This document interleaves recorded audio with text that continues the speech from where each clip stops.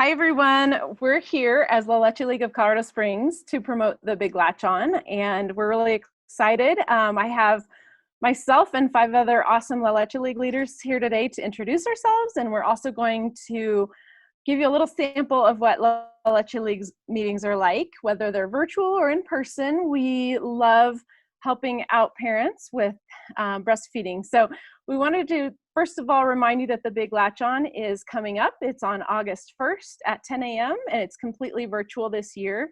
We will have the latch starting at 10:30, so no worries if you're a little bit late. We want to thank Pikes Peak Breastfeeding Coalition for coordinating the Big Latch On and making sure that all of this comes together. So the Big Latch On every year is always the first weekend of August. Save that spot on your calendar for next year. So we have most of our leaders here, and we're going to go around and introduce ourselves, and we'll also sort of have a little discussion about breastfeeding for you. So I will begin. My name is Sarah. No, I'm not beginning. We can start off with Kelly. Hello, my name is Kelly. I have been a La Leche League leader for about 5 years. I have 2 daughters that I breastfed through the ages of 2 or so. Today, what we're going to talk about is what is one thing you wish you knew when you started your breastfeeding journey. But before I get into that, I am going to say that I am a co-leader of the beginning birth center meeting that is usually the first Saturday of the month at 10 a.m. And currently, we see people virtually. So one of the things that I wish I knew when I started my breastfeeding journey is that averages is an average, right? So an average time frame for maybe finding comfort and being ready to breastfeed in public or just be ready to kind of roll with whatever comes. For some reason, I kept reading it was around 6 weeks. Well, 6 weeks came and went for me for my first kiddo, and I just didn't feel quite comfortable or ready to be out in public and breastfeeding. So it was just very obvious that the intellectual part of an average means that, some things happen very quickly and easily and with no problems.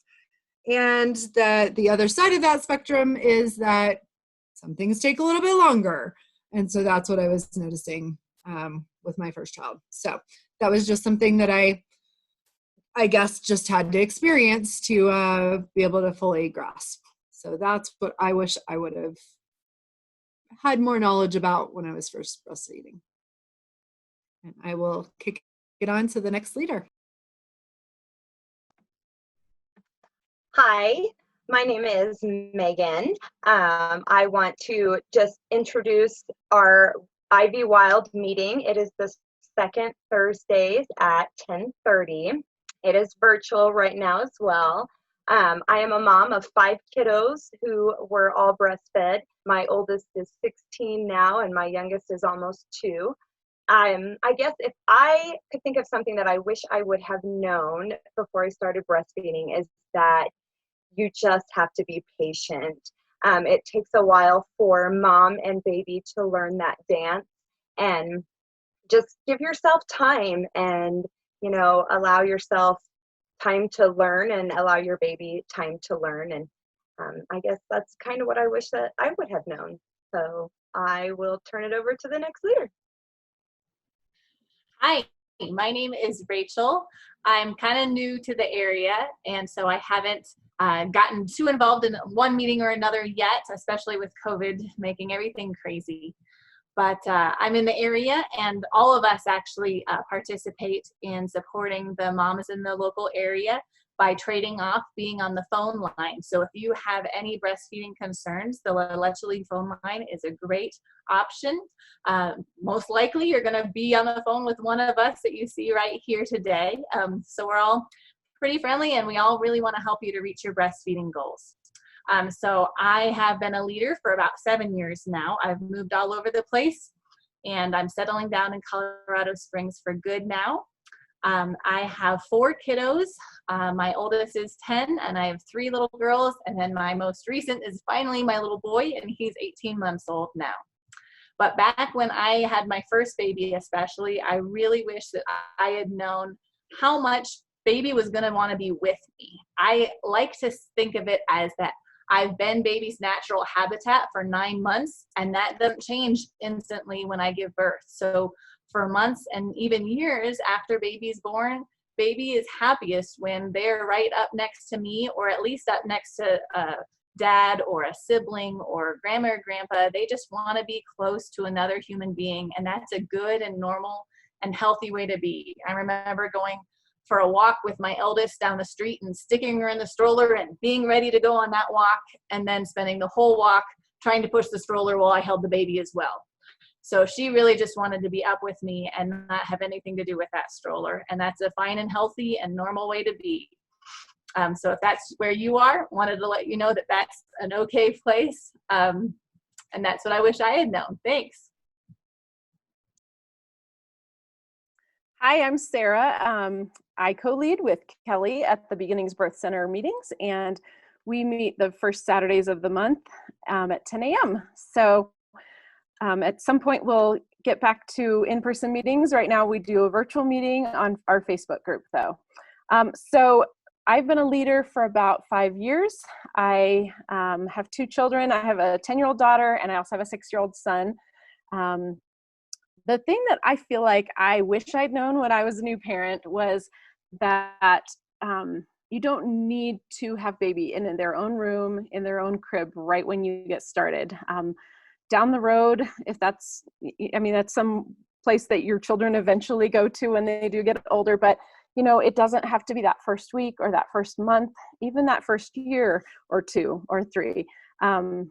A lot of parents get the idea that your baby, the safest place is in that separate room in the crib. And I think for me, if I had been given permission prior, like I would have had an easier introduction to motherhood. Later, when I figured out how to co-sleep and bed share very safely, I was able to get a lot more rest. My baby had access to breastfeeding all night, and we were just all a lot happier in our new family. But it took a while to figure that out and give myself permission for that. So I love safe co-sleeping, and that we have a lot of resources in our group for that if you're interested in learning more. But that was definitely something that helped save my sanity and my breastfeeding relationship with my baby. All right, I'll turn it over to our next leader. Hi, I am Sarah as well, and I am a co-leader for the East Library meeting. We meet on Tuesdays, the 3rd Tuesday of the month at 10 o'clock. And I have 4 children. I have 3 girls, ages 9, 7, and 5, and 1 boy who is 2.5. They were all breastfed. The 2.5-year-old is still being breastfed. I've had experience with breastfeeding 2 at once, tandem nursing. I've breastfed while pregnant, extended breastfeeding. So it's been a wild ride. And I'm always happy to help moms who are still trying to figure out what is normal. And one of the things that I did not realize when I first started breastfeeding with my first is that baby wants to nurse all the time when they are a newborn. And I had a lot of conflicting information coming at me. So I wasn't sure what was right, if I was doing the right thing. Am I ruining them? I'm spoiling them. And my first little Leche League meeting, a leader told me that that's just normal. The baby just wants to be fed. This doesn't last forever. It's completely normal behavior. And that gave me so much peace to know that. And it really set the tone for the rest of my parenting experience with my first. So the Leche League's been a help for me from the beginning. I've been a leader now for 6 years, and I'm very happy to still be a part of helping moms in the breastfeeding community.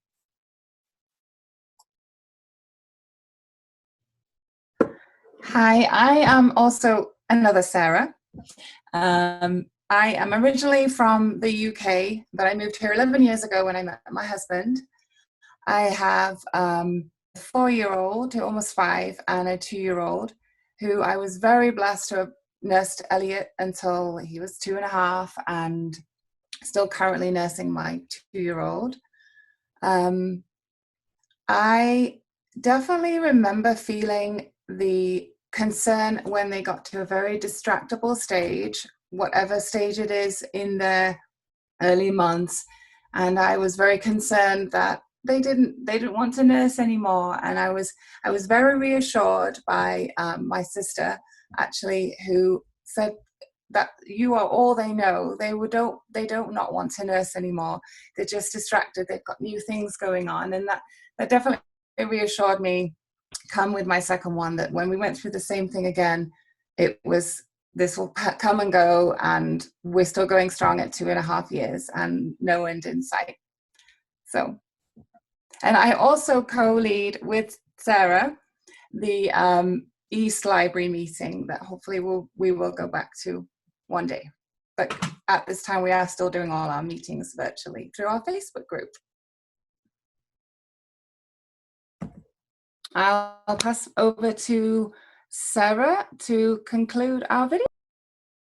All right, so that's all of our wonderful leaders. You can see that everyone here loves breastfeeding, and we love chatting with moms. So feel free to come in on one of our Zoom meetings. We'd love to see your faces.